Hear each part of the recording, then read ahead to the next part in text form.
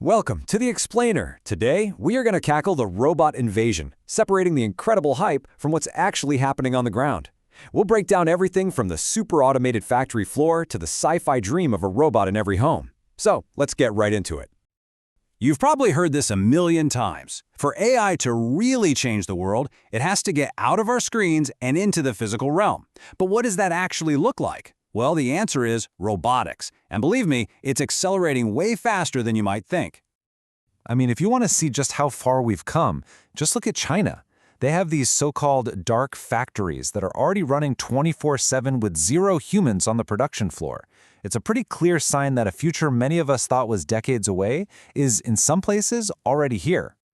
Okay, so before we dive deep into today's reality, it's really worth taking a second to see how we got here. Because, the idea of artificial helpers, it isn't new at all. In fact, it's almost as old as civilization itself. Think about it. From the bronze giants of Greek mythology to all the cautionary tales of science fiction, the idea of a robot has been slowly taking shape for centuries. But it wasn't until 1961 that it got real. That's when the first industrial robot, Unimate, started lifting hot pieces of metal at a General Motors plant, just working shift after shift without ever complaining. For decades, robots were basically blind machines, right? Just running the same exact routine over and over and over. But AI completely changed the game. It gave them a brain. All of a sudden, they could process huge amounts of data, recognize objects, and react in real time. Now they can actually see, adapt, and even understand complex commands. So, let's put the sci-fi stuff aside for a minute. Where are robots actually working right now, in the real world? Well, the International Federation of Robotics kind of splits the robot world into two main camps. First, you've got your industrial robots. Those are the powerful, super precise arms that are the absolute backbone of modern manufacturing. And then you've got service robots, the newer generation that's starting to pop up pretty much everywhere else. And these service robots, they are quietly becoming totally essential. They're the reason next-day delivery is even possible at the massive scale we see today. They're disinfecting hospital rooms, checking warehouse inventory, and cleaning airport floors while the rest of us are asleep. Now, despite all the hype around these general-purpose do-it-all robots, here's a fact that might surprise you. Over 70% of investment still goes to specialized, single-task machines. And why is that? Well, it's pretty simple. They're more reliable, they're easier to implement, and they offer a much faster return on investment. And this brings us to the robot making all the headlines, the one that looks just like us, the humanoid. The buzz around these things is louder than ever.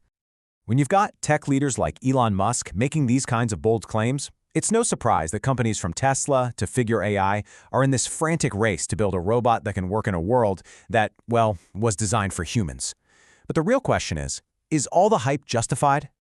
This gets to the very heart of what's called the humanoid paradox.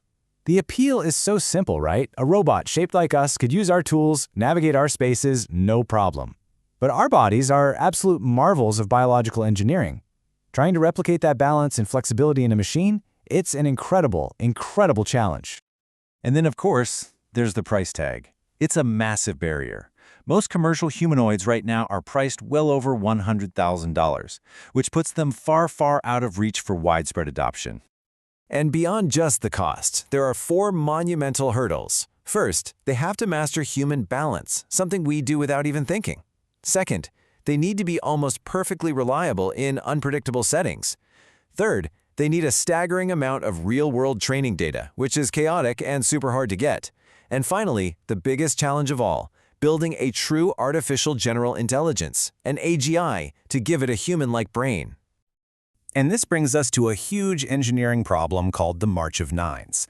See, getting a robot to work 99% of the time sounds pretty good, right? But pushing that to 99.9% or 99.99% gets exponentially harder and more expensive with each new 9 you add. That tiny little fraction of a percent is why most humanoids are still stuck in labs and not out in the real world. So, okay, the humanoid dream.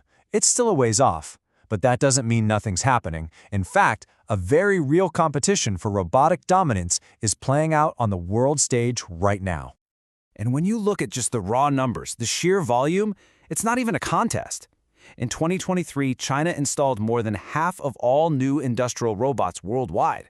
Their Made in China 2025 policy and massive government investment mean they are closing any tech gaps fast.